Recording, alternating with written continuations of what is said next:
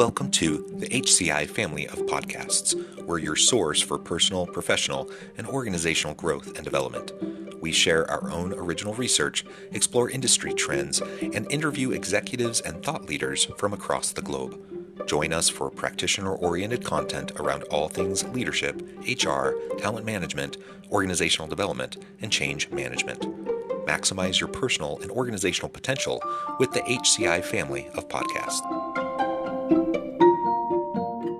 Andrea DeVito, welcome to the conversation today. Thank you very much, John. Nice to be It, here. it is a pleasure to be with you. You're joining us from the New York area. I'm south of Salt Lake City in Utah.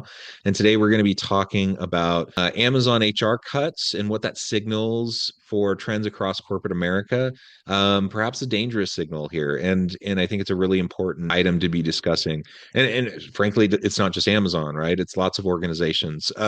And what it means for companies and for human capital and for labor markets and for all of that.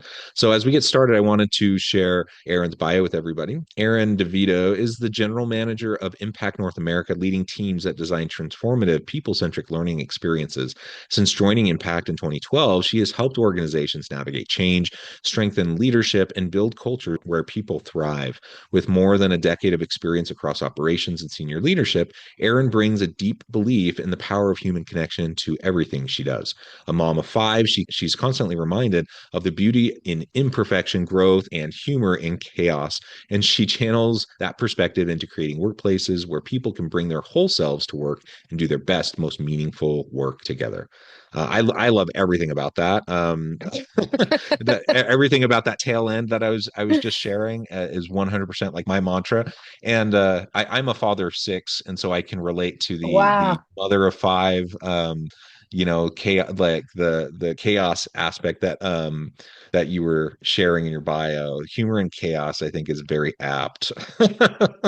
I mean, even being one-upped in this moment, it's rare that I find someone who's like, I have more kids than you. So it's wonderful. And I could probably talk to you and get some advice for hours after this. But thank you so much for having me. And even as you were teeing this up, talking about Amazon, I immediately went to so many other contexts, right? Where we are experiencing AI, the speed of that. And it's one of those that it's happening in the workforce, and that's where we drive a lot of attention to. But we also have, as you know, you have six, I have five. Like there is a whole generation of people coming into this workforce who have a completely different exposure to AI and all that's doing in the school system. So it's touching us everywhere. And I think it's really, really timely conversation. So, because you caught me on a Monday where I'm half in kid mode and half in work mode right now, just adjusting.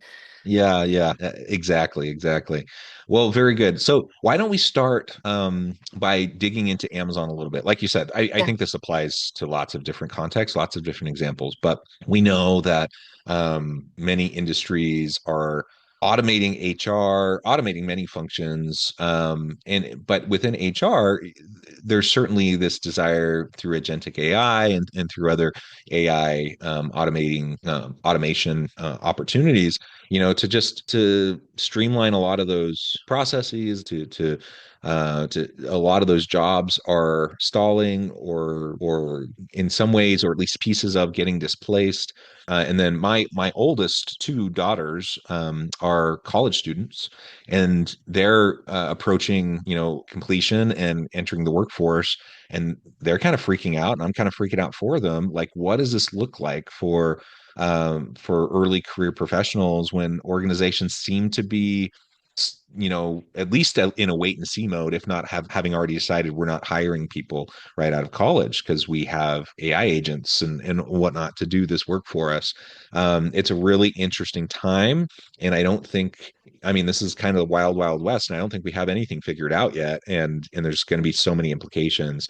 What are you seeing as some of the challenges that are coming from this kind of Amazon effect of what companies like Amazon are doing in terms of reducing or at least pausing on their HR hiring? Yeah. I love the Wild Wild West theme because I think we don't know. I mean, it's changing rapidly. There's all sorts of information. I mean, even if you think to the point where we have access to so much data, so much information, everything in the world that people are saying, it's easy to make quick judgments on it. So I think And it's easy to be scared of it. And it's Mhm. easy to be like, oh my God, what is going to happen? Sorry, gosh, how am I going to make my way through this? And, whether I'm dealing with clients or working with my own team or my kids, I think it's really, really important now more than ever to come back to that human connection and that human piece. Because at the end of the day, AI is a technology. It's massively changing. It will continue to massively change and impact our work. And automation and all of those things are also, they have benefits to them and opportunities there. But when we talk about jobs being displaced, people struggling, I mean, even down to recruitment for people as they enter in the workforce, that's completely automated and changed. So, how you have the right things in your resumes written. I think it's a constant opportunity to keep staying current on a lot of it, but the most current you can stay is human, right? And so, how we continue to build those skills to think through not just the automation, but what it's for, how it's going to impact people, how we continue to bring the human aspect, because that's what's going to keep a healthy organization healthy. It's the people doing the work, being brought in, being exited. I could ramble on for a while, but I think sometimes it's easy to look at it like I'm in this, like I have 5 kids, so I'm in a fitness craze right now. They all make fun of me and yell at me. But it's a new thing. And I keep coming back to this, like, well, AI isn't the fix, right? It's not going to make us all lean and muscular and healthy. It's a supplement. It can be useful. It can be dangerous depending on how you use it, but it still requires the training, the discipline, the hard work to get where you want to get to. So I think the more we look at AI as something that is part of a solution and not all of it, and it still requires our human hard work, our Yeah. discipline, our training, our leadership is the right steer, right? How we navigate it. Yeah, I think that's a really wise way to kind of frame that. And I think it, maybe a slight tweak, or really just a complementary kind of way of thinking about it is just augmentation, human augmentation via this tool, just like we've Mhm. had at every stage of innovation in the workplace. You think, people talk about how we're in industry 4.0 or even 5.0, and every stage of the industrial revolution, we've automated and we've displaced jobs, but we've also at the same time we've freed up people to do less mundane and to do more creative and innovative types of things. And I think when companies say in Amazon, or name any long list of Mhm. them, are cutting jobs or reducing hiring or whatever, um, they're looking at it from a lens of labor cost savings, right? They're like, how can we do what we're doing for less, and we can use more AI agents and whatever. And I think, I mean, there are so many potential unintended consequences from that, Yeah. that they need to be very careful about. But I just think the whole framing's wrong. I think it's driven by short-term incentives and quarterly earnings reports and all that kind of stuff. But like, if we're really looking at long-term sustainable, success for organizations and ongoing innovation, you cannot lay the human side, you can't put the humans aside. They have to work hand in hand. And it's not about reducing labor costs as much as I think it's really about human augmentation via these tools. And so what Yeah. we're already doing, how can we do it better? How can we do more of it better, more efficiently? And having humans that can curate the outputs of these AI tools, so that we're still having good quality and we're still bringing real value to the market and not just a whole bunch of AI slop. That's where I think it's really going to matter, and I see that as the differentiation between what many companies are doing and kind of approaching. Now, we should also say, and I kind of alluded to this earlier, especially as it relates to my daughters, but many companies are just completely in a wait and see mode. They're not sure Mhm. what to do. They're not cutting jobs. They're not displacing workers. They're just kind of like, we're not sure what to do, and so we're just kind of going to wait and see. They don't want to hire and then have to lay people off, etc. And so it really is Just really an interesting time to see how all this evolves. Nobody knows how it's going to continue to evolve. But one thing is clear, humans still have to be in the loop, right? And if they're not in the loop, then we're going to have all of these super negative unintended consequences. And as I mentioned, the engagement declines that we're seeing in organizations in terms of employee engagement, employee activation, employee satisfaction, all of these things are not going well. And Yeah. and we either have to adjust for it, or we're gonna kind of be shooting ourselves in the foot, and hurting our own opportunities in the future. Yeah, absolutely. I had so many thoughts as you were speaking because it's spot on. I mean, it's the last time I'll go back to the fitness analogy, but you can get short-term wins, right? You can Absolutely. crash diet, you can, starve yourself, you can run thousands of miles, but if you're not paying attention to your body, to your system, you could be reducing your muscle. You could be malnutritioning, like have malnutrition. Like, there's so many effects that will show up in the long term. But even if you're getting short-term results, you've lost 10 pounds or whatever it is. So I think you're spot on with how we need to think through and be really intentional with what we're trying to do. What is our purpose? What are we trying to be more efficient for? What do we want to hold on to with our people, with our culture? If we're going to make, because we have, I mean, and some organizations might be in a position where they have to make mass layoffs because everyone is in a holding pattern, and that's from buyers to general economy.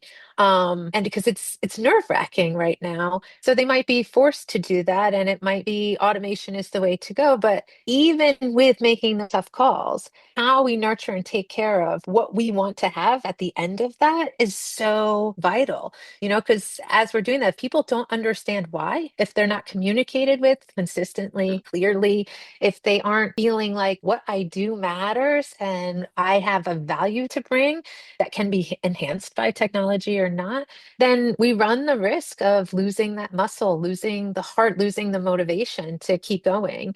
And I think that's where, going through any kind of change, even if you're in a holding pattern, it is so important to be checking in.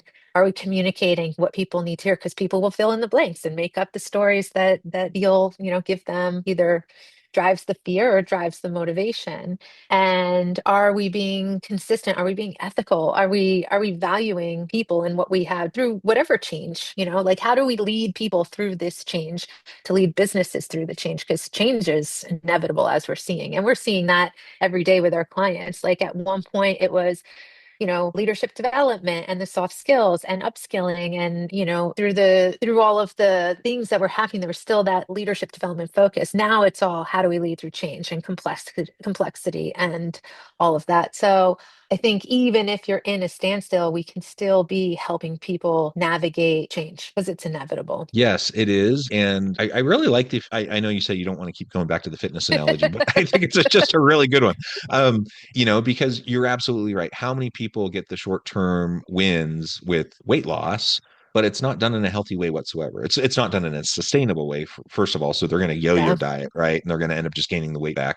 But yeah, you lose muscle mass, or you just have other negative health impacts because it's not just all about weight, right? It's yeah, about the holistic health of the individual. And weight yeah, is one symptom. And if you're totally focused on just the weight, then you can do all sorts of other things to kind of screw yourself up. yeah, And you won't necessarily see it immediately. You'll just feel good because, hey, look, I dropped 10 pounds or whatever. And yeah, I mean, apply that directly over to, okay, we just cut 20% labor costs because now we put in place this agentic AI. Okay, great. But what does that mean in the long run? Like, there's very little conversation around work redesign as it relates mhm, to the humans integrating with any AI use, yeah, which baffles me because that's one of the differences, I think, between what we're seeing happening right now versus other stages of disruptive innovation over the last 150 years of the Industrial Revolution. At every stage, you would redesign work to yeah, go along with whatever the new innovation was.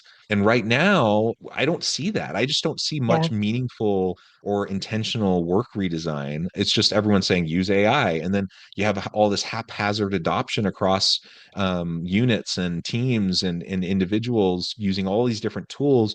And in some cases, you're able to actually displace whole tasks or even people with Mm. agents or whatever.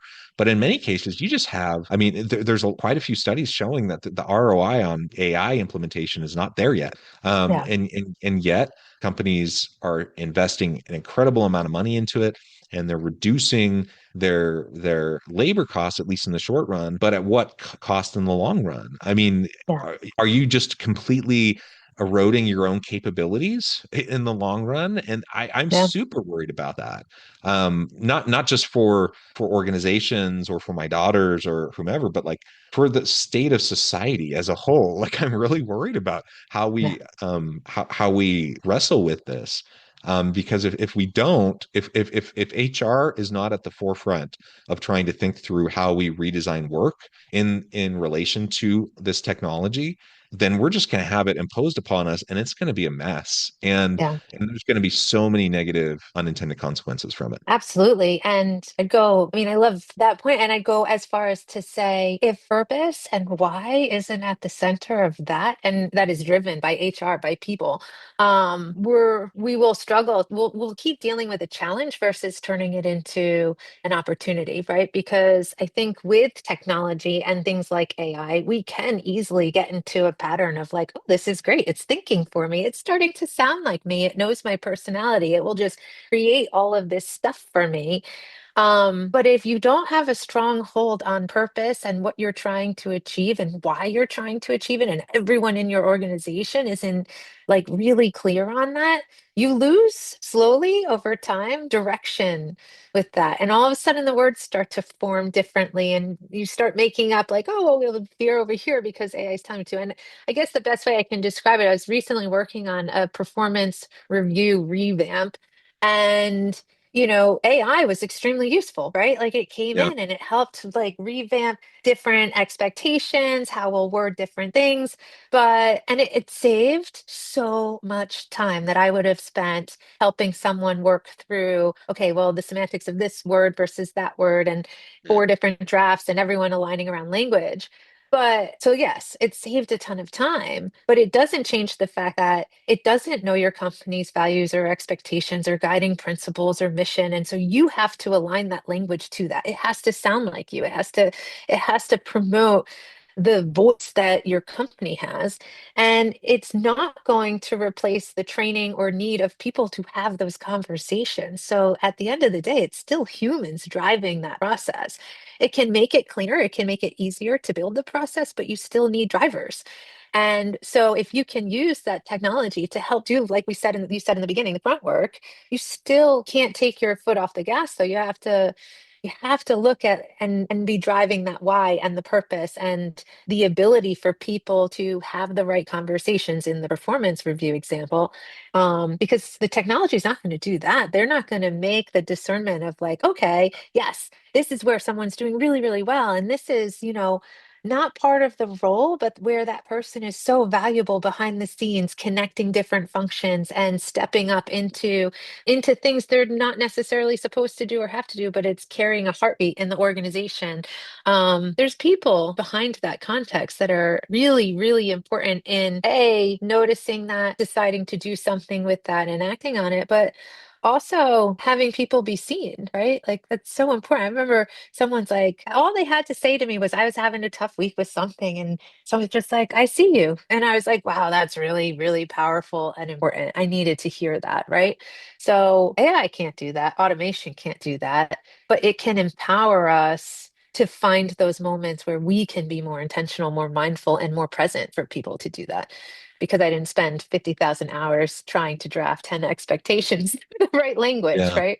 Well, yeah, it's algorithmic, right? And so Hmm. that's the challenge. You brought up a great example of why this matters so much. It's because there are so many people that do so many things behind the scenes that are outside of perhaps the strict scope of their job to connect and to collaborate and to innovate Yeah. that drives so much value. I mean, there are lots of studies on this, about how, a relatively small percentage of people within any team in any organization derive so much of this value. But in an age of metrics driven organizations, and I'm not against metrics, don't get me wrong, but it's like the old saying goes, something to the effect of what you can measure doesn't matter and what matters can't be measured, something to that effect. Yeah. AI is algorithmic, and so you're only putting in what specifically you're measuring, and then it's not going to see the other stuff that actually really matters, that's really hard to quantify, that's really hard to measure.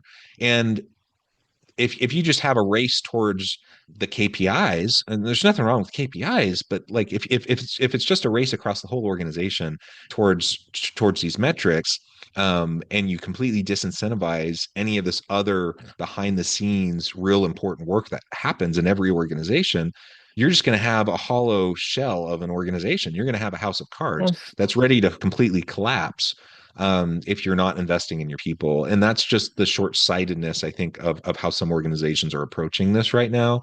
And it makes me really concerned for them and their long-term success, for their people, and the ripple effects it's going to have throughout society.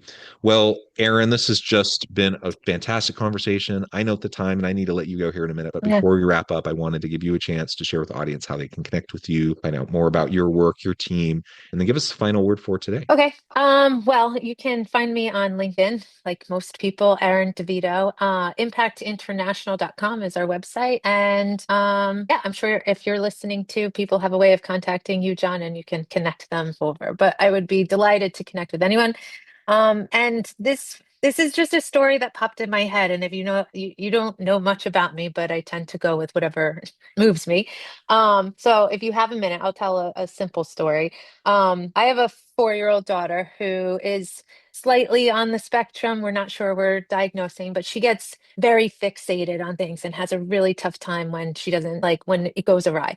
And we're all learning to manage. This is new for us. It's a change in our family dynamic. But she had these 6 eggs all through Thanksgiving, and she's carrying them around, and she's like making sure that she has them at all times. And anytime she lost one, she'd kind of like have a bit of a meltdown, and we'd go find it. And so it became a bit of a pattern. And I got everyone home, and that night we went up to bed, and she lost one of the eggs, and she was just unconsolable. And I bring her upstairs, and I'm like hugging her and singing Old MacDonald and trying everything. And my 7-year-old daughter went downstairs. I guess she was paying attention. She knew what was going on. And she cut out in paper 6 eggs. She made all the designs like the eggs were that my 4-year-old had. And she comes running up the stairs and she's like, Mommy, Mommy, I think this will help. And she hands her the 6 like cut out eggs. And it worked. Like all of a sudden, Wow. Josie was so happy. She was like, oh my God, this is great. And my daughter, 7 years old, made that happen. And I think the reason the story comes to mind is we still need to pay attention to our environment. We still need to understand what is going on with people on whatever level, because there's so many things that are behind, closed doors that we would never notice unless we start to pay attention and ask. And AI is not going to come off with that solution. That was someone thinking, ooh, understanding the context, thinking through all the different solutions she could come up with. And that was one she thought of and she gave it a try. And she's like, I'm not sure this is going to work or not, but here you go. And luckily it did. But I think it's so important that we're paying attention to the environment around us, the people around us, what drives them, what makes them frustrated, what triggers them, as best as we know how or can open up. And then still using the power of our brains with the help of technology, with the help of crayons and paper to work on solutions to the best that we can, whether they'll work or not, and doing the human thing of taking care of each other, right? Like seeing someone in need and trying to help. So silly little story. I'm still a mom at the end of the day, What but a sweet story. Yeah, that is a really sweet, touching story, and it's really apt. Thank you so much. Amen. of Well course, said. thank you. As always, I hope everyone will reach out to Erin. That you'll find out more about what Erin and her team can do for you. And I hope everyone can stay healthy and safe. That you can find meaning and Absolutely. purpose at work each and every day. And I hope you all have a great week.